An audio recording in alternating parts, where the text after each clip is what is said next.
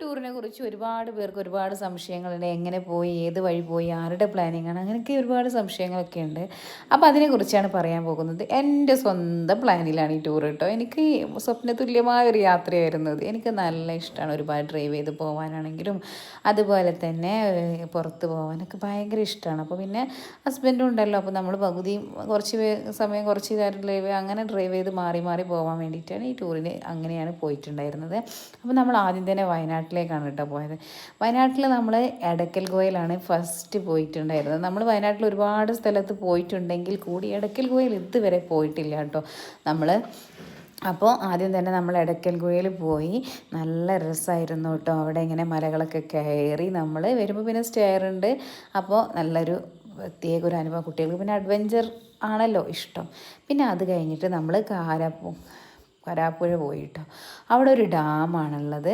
അതിനടുത്ത് ഒരു പാർക്കുണ്ട്, നല്ല ഭംഗിയുള്ള നല്ല വ്യത്യസ്തമായ റൈഡുകളൊക്കെ ഉൾപ്പെടുത്തിയിട്ടുള്ള പാർക്ക്. അത് കഴിഞ്ഞ് നമ്മൾ മുത്തങ്ങ വഴി അങ്ങോട്ടൊരു യാത്ര ഉണ്ടായിരുന്നു.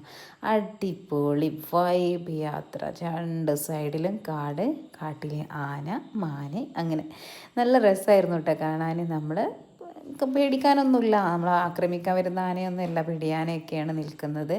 അപ്പോൾ അതിനിടയിലൂടെ ഇങ്ങനെ പോകുമ്പോൾ എൻ്റെ പൊന്നേ മാനുകളും ശരിക്കും നല്ലൊരു ഫീലായിരുന്നു. അത് കഴിഞ്ഞല്ലേ നല്ല പച്ചപ്പും അതുപോലെ തന്നെ നല്ല പൂക്കളൊക്കെ വിരിഞ്ഞ് നിൽക്കുന്ന ഗുണ്ടൽപേട്ട് കണ്ടല്ലോ.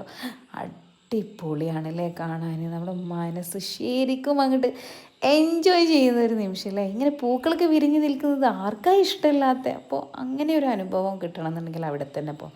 പിന്നെ നമ്മൾ എന്ത് ചെയ്തു, അടുത്ത കാട് എങ്ങോട്ടാ, ബന്ദിപ്പൂർ വഴി അങ്ങനെ നമ്മൾ മസനഗുഡിയിലേക്കാണ് പോകുന്നത് കേട്ടോ.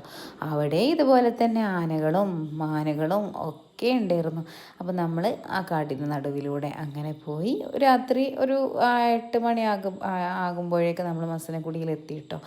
അപ്പോൾ അങ്ങനെ മസനഗുഡിയിൽ തന്നെ നമ്മൾ സ്റ്റേ ചെയ്തിട്ടുണ്ടായിരുന്നത്. സ്റ്റേ ചെയ്ത അവിടുത്തെ രാവിലത്തെ വ്യൂ ആണ് കേട്ടോ. രാത്രി നല്ല മഴയായിരുന്നു എന്ന് പറഞ്ഞാൽ നല്ല മഴയായിരുന്നു, കാറ്റും മഴയും. രാവിലെ നമ്മൾ ഉണർന്ന് കഴിഞ്ഞ് നമ്മൾ ഒരു സഫാരി പോയി, അതായത് ഒരു ട്രെക്കിങ്. അവിടെ പോയ ഒരു കാട്ടിലൂടെ യാത്രയാണ്. 17 കടവുകളോ പുലികളോ എന്തോ ഉണ്ടെന്നൊക്കെ പറഞ്ഞു. പക്ഷെ നമ്മളൊന്നിനും കണ്ടില്ല. നമ്മൾ മുമ്പ് പോയവർ കരടിയെയും പുലിയെയൊക്കെ കണ്ടു, വീഡിയോസൊക്കെ നമുക്ക് കാണിച്ച് തന്നിട്ടുണ്ടായിരുന്നു. നമ്മളിതുപോലെ മയിലിനെയും മാനിനെയും മാത്രമേ കണ്ടിട്ടുണ്ടായിരുന്നുള്ളൂ. പക്ഷേ നമുക്കൊരു വ്യത്യസ്തമായൊരു ഫീൽ. മായൂർ, സിംഗാര പറഞ്ഞ 2 ഭാഗത്തേക്ക് യാത്ര. നമ്മൾ പ്രൈവറ്റ് വെഹിക്കിൾസൊന്നും അതുവഴി കടത്തി വിടില്ല എന്നാട്ടോ അവർ പറഞ്ഞത്. അപ്പോൾ നമ്മളതും കഴിഞ്ഞ് നമ്മൾ അവിടെ നിന്ന് തന്നെ ഫുഡ് കഴിച്ച് മസനഗുഡി വഴി ഊട്ടിയിലേക്ക് പോകാനുള്ള തയ്യാറെടുപ്പ്.